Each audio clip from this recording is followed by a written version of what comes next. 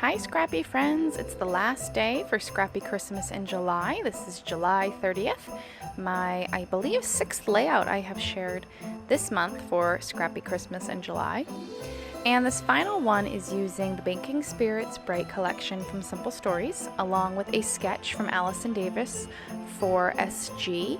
And this is actually a sketch out of her latest bundle, which was sketches for quick sketches for 6x6 paper pads.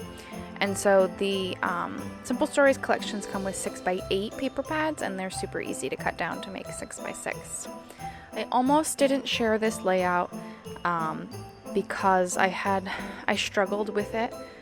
When that part comes up, I will point that out to you, and I will let you know what happened and what really frustrated me. But I'm not at the frustrated part yet.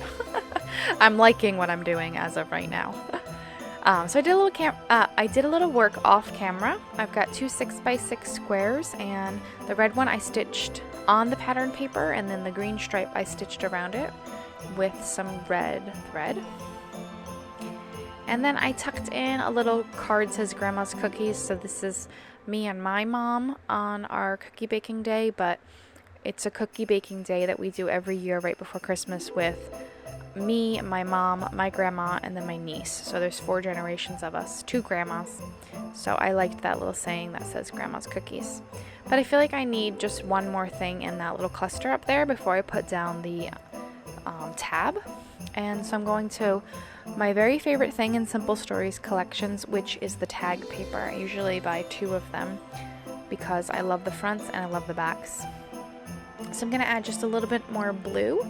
I put my photos in a chipboard frame, and it has some sweet pies and cupcakes and fruitcakes along the edges of it. And the one, I guess it's like a fruitcake, has some blue in it. And the pie stand does too. So I like that this collection has a lot of different colors for Christmas. Different shades of green. It's got the light blue in there. Lots of pretty colors. So I'm getting that tag stuck in there. I do use my pokey tool. I guess it's not a pokey tool. All-purpose tool to lift those layers up.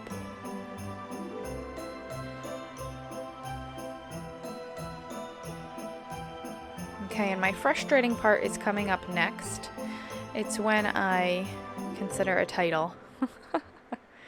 And so I know I want my title at the bottom of that frame in the middle.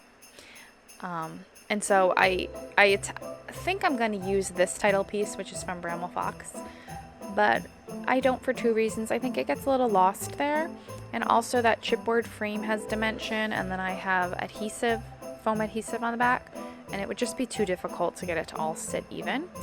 But I shouldn't have worried because I still had difficulty with that, and so this is where I get really frustrated. So I need to put foam on the bottom of that Baking Memories piece to make it even, but I go ahead and I put the foam on the top here, not realizing I'm putting it on the wrong section. So I just realized that. And this foam is super, super sticky. So I cut a lot of it out so you didn't have to watch my frustration, but I had an X-Acto knife, I had scissors, I had all kinds of things trying to peel off that sticky back foam. I did not get it all the way off, so that's why there's like a little extra dimension on the top, and then I have my foam adhesive on the bottom, but it's not level.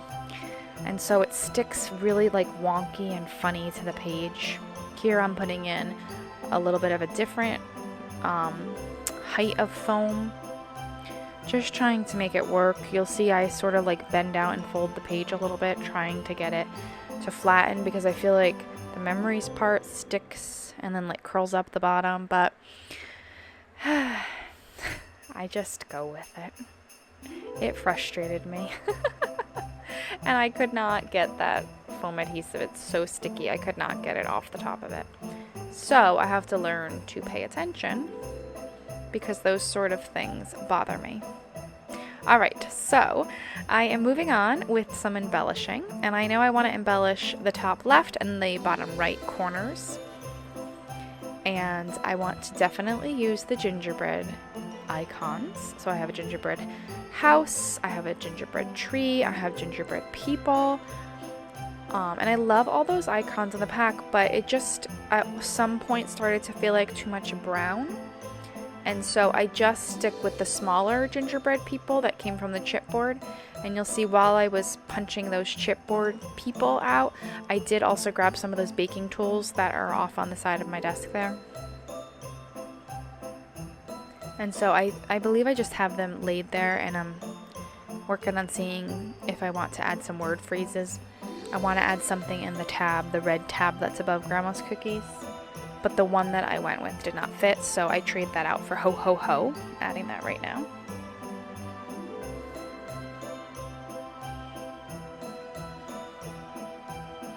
And then I think I'd try that same one again. I do add 2 more that match the font style of the ho ho ho, but I'm not sure if it was that one that I was moving around. I can't read what it says on my screen. And now I'm just going ahead and I'm adding down or tacking down all these pieces, and I'm being mindful of the different layers I have, because I have the chipboard frame that I popped up on foam dimensional adhesive, so it has a little bit more height to it. So if I'm layering things over it, I do need to put some additional foam adhesive to get it to the right height. And then I'm using a combination of my ATG gun. I love using glue dots to give just a little bit of dimension. Some of my Nouveau liquid adhesive. Whatever works to get it adhered down.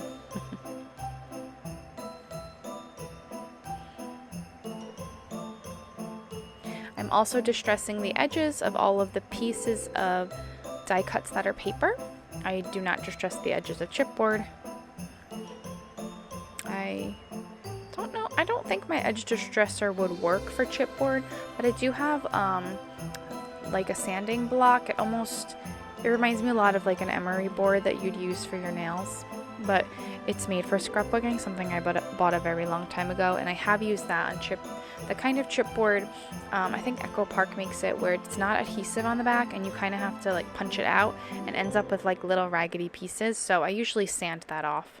So I guess I could probably do something like that if I wanted to add a little texture to the edge of my chipboard pieces.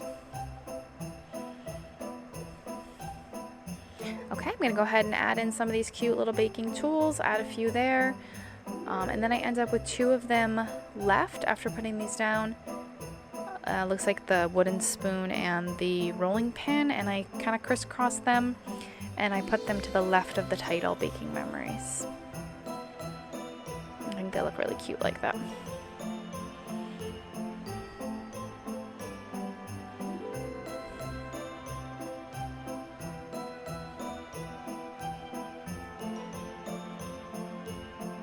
And I'm still trying to play with the dimension. It really did bother me, to the point where I made this layout, did the filming, and I waited about a week. I think it's been like about a week since maybe even more since I filmed this, because I was so annoyed at the layout. These are some really cute felt pieces that are gingerbread people. There's like a darker and a lighter, 2 different shades of brown, 2 different shades of gingerbread. And they're from Pear Tree Cut Files. I love their little felt pieces. That's something I haven't seen any other companies do besides Pear Tree Cut Files, little felt pieces. She has little stars, hearts, cute seasonal ones like this. And I go ahead and put them in my clusters. I don't end up leaving the ones next to Baking Memories. But I do think that they look cute now watching this back. And next up I pull out a little bucket that I have with some Christmas stuff as I've been working on these layouts.